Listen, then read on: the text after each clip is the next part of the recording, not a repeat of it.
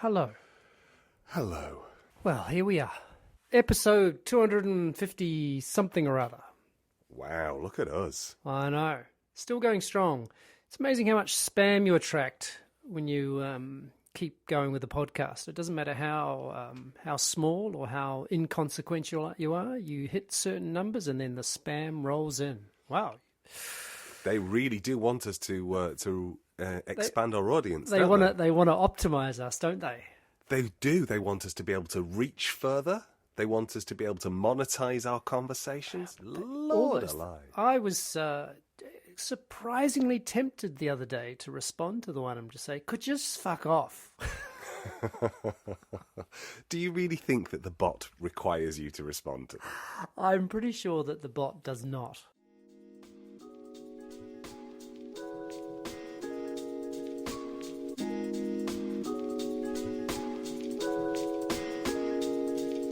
This is a podcast in which two friends talk about the pleasures, absurdities, and imperfections of being human.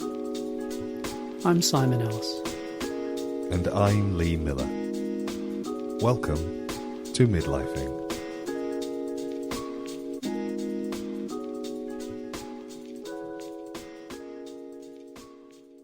We've bought an apartment in Sardinia. Anyway, No, that came as a shock to me. You're going to have to unpack that ball of wool. Unpack that mofo, Lee. So the thing is, we've done a quite unusual thing, which is, you know, when you have an L-shaped kitchen, in the corner of the L, there's all sorts of ways in which they have a cupboard which sort of peels out, so you make the most of that corner space, right?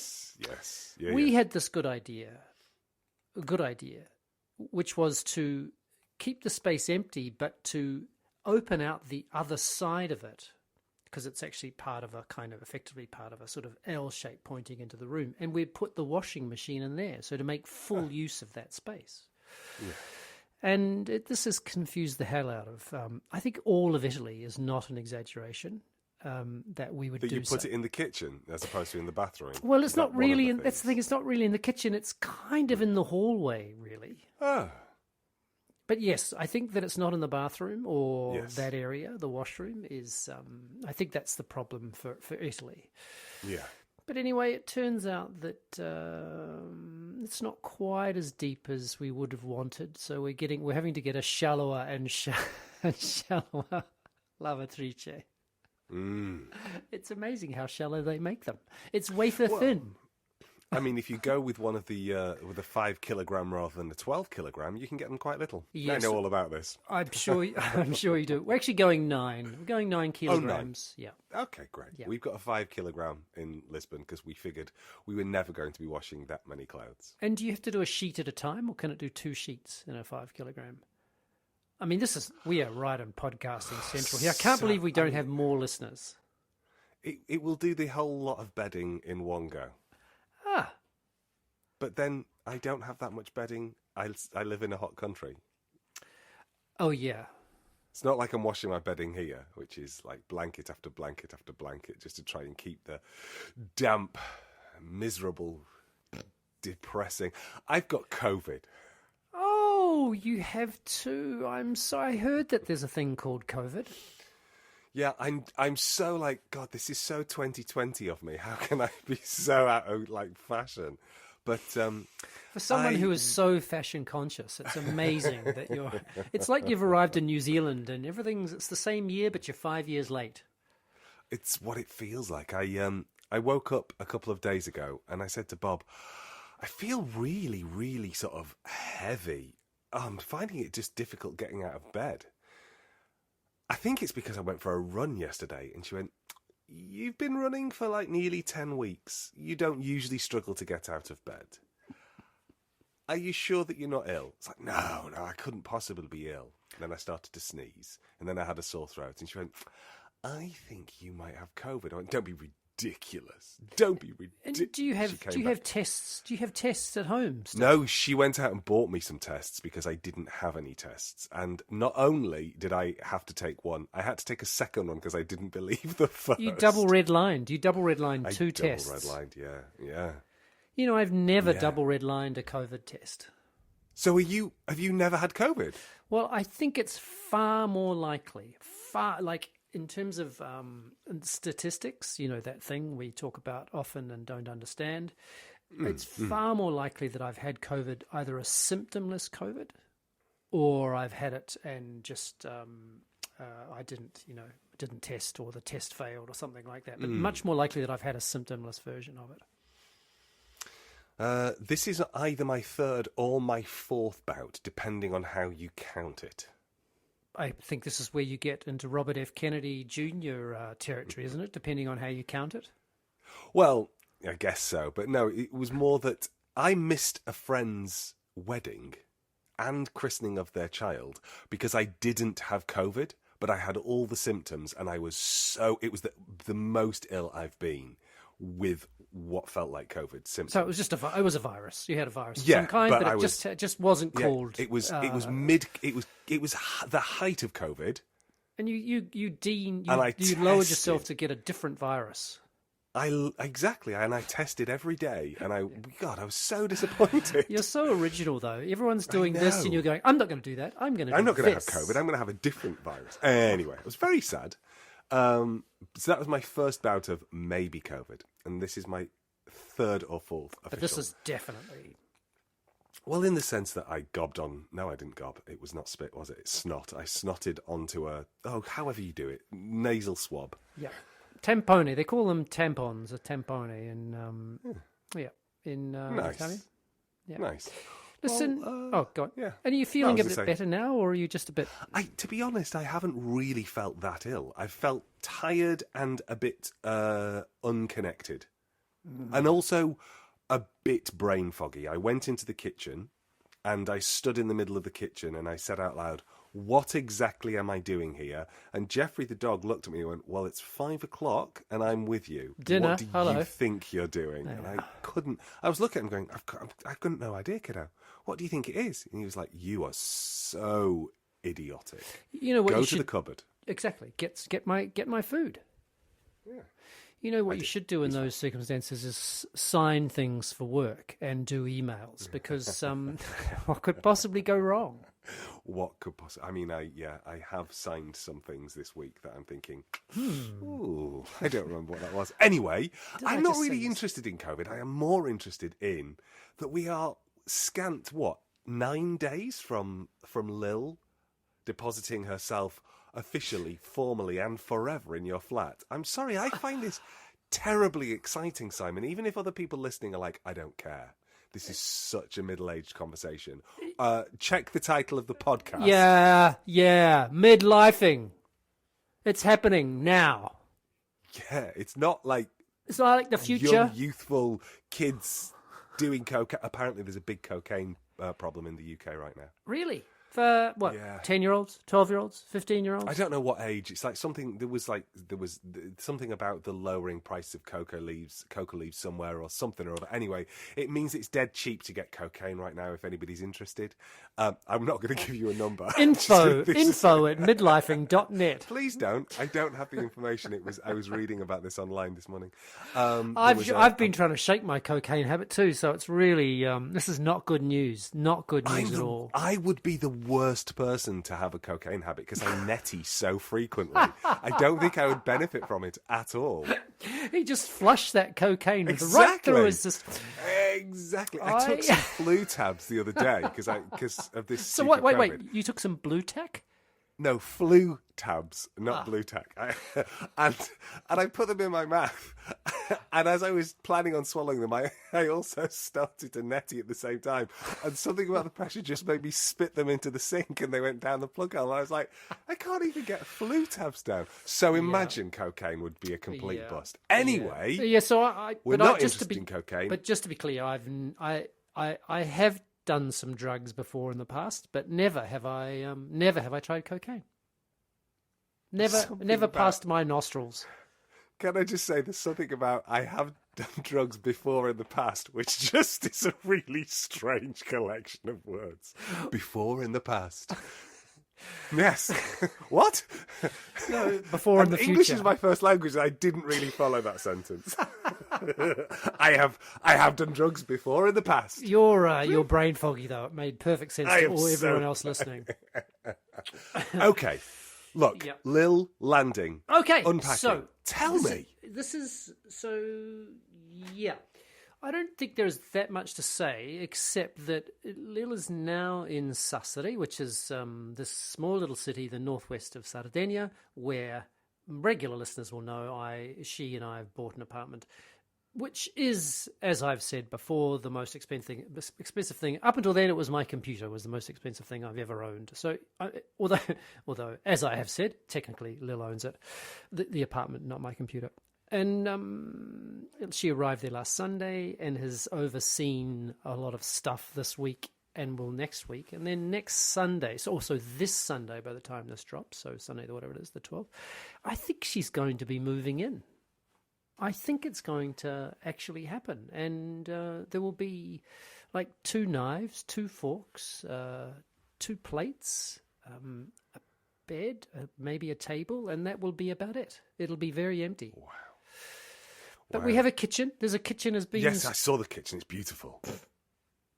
It's red. Why did you snort? I liked it. I really like it. I really like it. I really like the colour. It's a very kind of browny, earthy red, isn't it? Is that how you describe it's it? really nice. Yeah. It's kind of like, I can't quite reach for the right word. Browny, earthy red isn't quite doing it, but it's close. It's certainly got opinions. It's a colour that has opinions, but it goes beautifully against the slightly pinkish hue of the marble. Yes. I know people care about these things. It's like a deep, deep, deep terracotta, but that's not doing it justice. That's pretty good too, though. Pretty good. Yeah. So It's really nice. It's all gone very quickly these last few days. Where you just think, it's gone. We've got a bath now. It's and they're tidying up the marble today, and then they've put the citofono, which is like the thing which is when you call intercom. Oh, The intercom. The words that I never think about in English that I've had to think about in Italian. yeah. So I don't. It's a weird feeling. I think it's probably weird for her because she's effectively moved to this city, a city we know pretty well. But that's it. That's kind of it. Mm-hmm. And so I think it must be. I'm imagining for her that it's quite a substantial thing for someone in particular. And not so much for me, but someone in her life has moved around so much in the last 3 years to imagine that never again will she have to move around. Yeah. It's a little bit, it's quite big. It's very, very big to think about your forever home. For a nearly 50-year-old. Yeah. It's pretty exciting, I have to say. Yeah, I think we're both... She spent quite a lot of time yesterday trying to find the right cartridge for the water filter. We've got one of those water taps that also it produces filtered water. It was a bit of a nightmare, and way too long spent, and then realising how much they cost. Yeah. It's one of those things that you might be buying things online and shipping them over in your hand luggage for a little while. I have to say, one of the things that shocks me about Portugal is how expensive a canister of CO2 is to get your sparkling water. Terribly expensive. So are you able to take CO2 over a plane? No, you're not.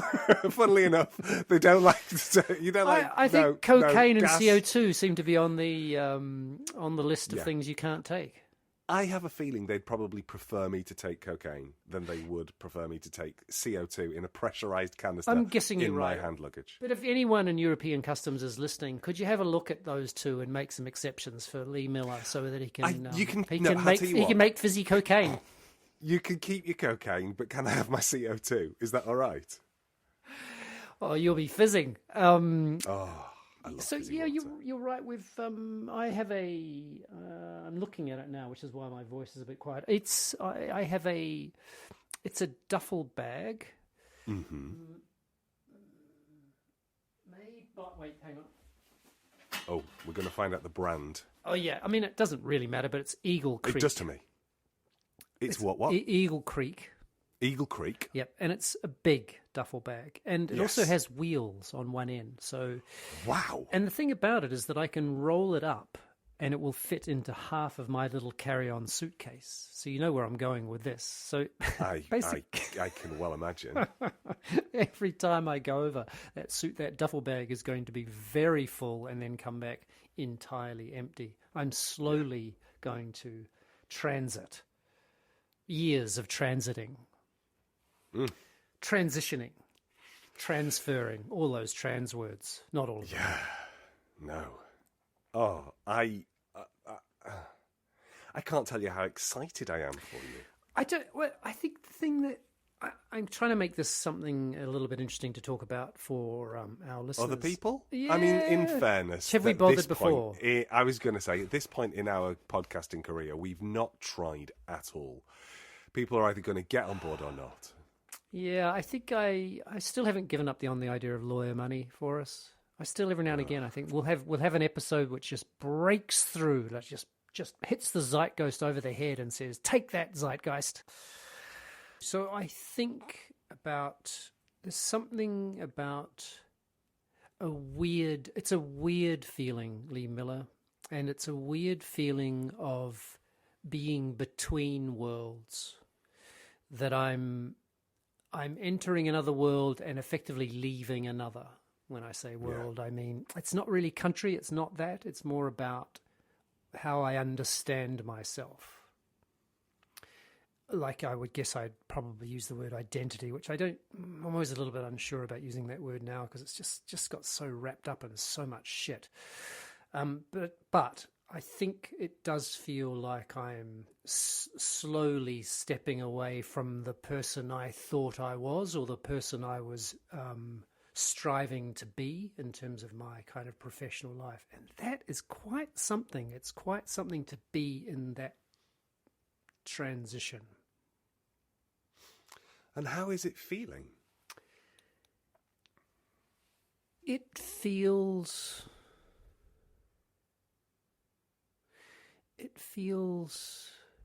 exciting.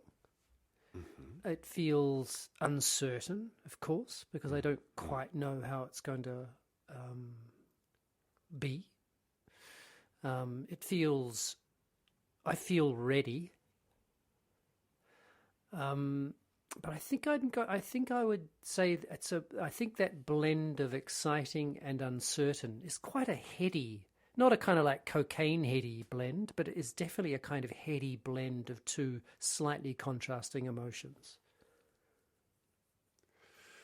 Is there any kind of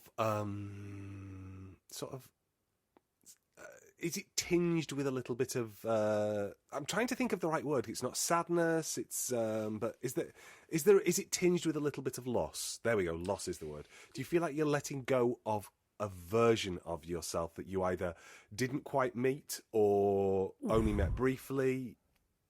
What's going on? I think this is your question is I felt it kind of stab me a little bit. So the has to be yes, my answer. I was actually speaking to Matthew Smith, who we interviewed or talked to on our podcast a while back. Last night I was talking to Matt, and we talked about the same thing. This the sense that, and I think regret is not quite right, but it's, and the slightly more I'll kind of say arrogant version is that I grew out of something, but that's not quite right either. And that is my relationship to, which has long been happening, my relationship to the performance of dance as an art form it's so left my body. It's so uninteresting to me. It's like I have no relationship to it whatsoever. When I spent decades building a practice, attempting to be, and not attempting, but being a professional artist in that kind of world. And so there's something about, and I think the closest word we have is regret. But I said to Matt that it was like, I can't believe it took me so long to realize that. about myself, if you understand what I mean. I realized that about what it was that I was doing, that I had so little interest in it, or that I ought to have so little interest in it. Is that getting at your question? Yes. I think I was also... I know you've been sort of ambivalent about your relationship to academic practices for some time. And just let's underline sort of there, just to be clear, and bold, and maybe like little kind of pixel dust over it. But I was wondering to what extent that is part of it, because you've transitioned out of a professional artist career more or less over a period of time. So I've known you as a professional artist, but I've also known you as you've sort of turned the dial down on that and turned the dial up on being a professional academic. Yep. And you're also sort of moving to that space where that stops as well. Yeah, I think, I mean, about a year ago, I was joking with an academic friend, a very dear friend, about that any academic now has to have a plan B, that especially if you're in the arts and humanities, or I imagine if you're in the United States, any academic, that it's so precarious and it's crumbling down around us. Actually, except if you're at Oxbridge, that it's hard not to shake the sense that it's not whether I'm moving away from it, but actually it falling away from me, not just me, of course, but and so there's something that's going on at an institutional level, but no question it's and this is where the word is identity is, and I have talked about this before. Identity is perfect for it, because even as an artist, I saw myself as an artist academic. I was deeply, and I remain to a certain extent, invested in the idea of being an artist practitioner or an artist working in the academy, but nothing like I was 10 years ago, even 5 years ago.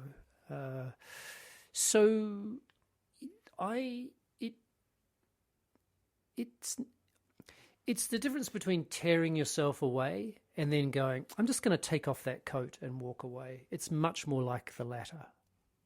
Like the coat has ceased to fit me. Hope none of my PhD students are listening.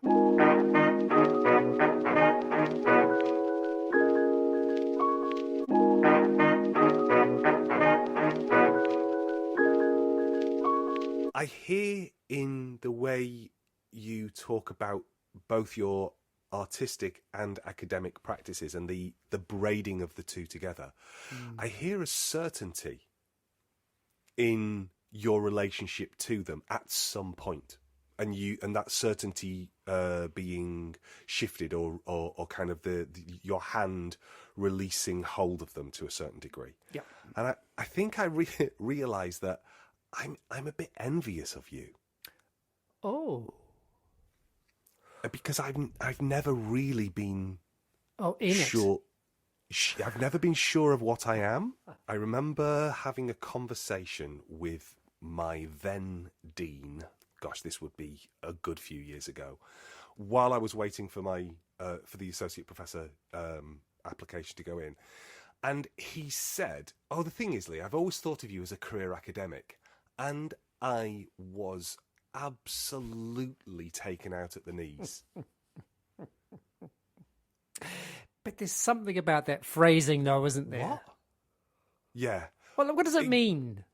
Well, he was comparing me to a colleague who had come in from, like you, who'd come in from from an arts background, an arts practice. I mean, he was like making that comparison. I've always thought of you as a career academic, right. And I was so shocked by the assertion, not because I thought of myself as somehow, oh, I'm like choreographer D. I wasn't thinking that at all, because this is somebody with a very storied career and no comparison at all. It was more that you thought of me as a what now? I still think of myself as an associate lecturer, somebody who's picked up a little bit of work. He's doing all right. I guess I'll be kept around as long as it's expedient, and then I won't get any more hours next year. You know, that I've never really lost that sense of impermanence. But how long is it, I mean, I don't want to call you slow or anything, but how long does it take you to recognise that, well, first of all, the career thing, it's like career soldier. Like, I get that. Most soldiers, they come in and they go out, but then there are people who stay in the military, right? But how long before you say, yes, this is what I do? Because clearly it's true, right, as it is for me. Yeah, it's a good question. And can you remember a couple of weeks ago I said that, and in fact it was a title of the show, that I gaslit myself. That's right, auto-gaslittering. Within a relationship, yeah, within particular relationship to certain colleagues that made me pretend that I liked them when I really didn't. I think it's part of that space of not fully arriving or not fully trusting. Yeah, I mean, yeah, it's a very curious thing. We're kind of talking about that, you know, that thing that happens when there's an enormous amount of evidence to indicate one thing, and yet despite that evidence, we will continue on with a particular idea about ourselves, whether it's... Yeah. It doesn't matter what it is. And it's like, it's amazing the strength of that continuing onness. Like, what is it about our relationship to that perception of ourselves which continues, that we continue to hold on to, or that continues to have a hold on us, that is despite all evidence to the contrary? And that's fascinating. It's fascinating. It is. Phew. I'm going to say bye. Bye.